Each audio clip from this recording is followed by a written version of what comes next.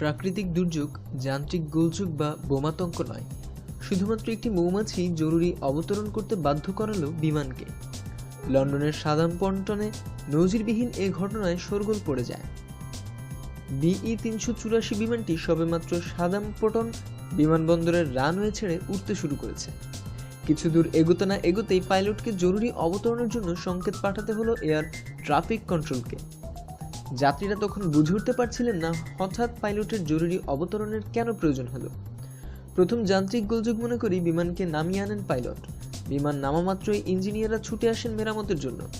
তন্ন তন্ন করে বিমানের সবকিছু পরীক্ষা করে দেখলেন, কিন্তু না, সবই তো ঠিক আছে, জানিয়ে দিলেন ইঞ্জিনিয়াররা। তাহলে সমস্যাটা কোথায় সেটা বুঝে উঠতে সকালে যখন মরিয়া, তখনই দেখা গেল বিমানের বাইরের যন্ত্রাংশে একটি কালো হলুদ রঙের মৌমাছি বাসা বেঁধেছে।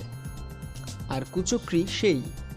বিষয়টি যখন দিনের আলোর মতো পরিষ্কার, তখন যাত্রীদের একাংশের মধ্যে কিছুটা ক্ষোভের সঞ্চার হয়।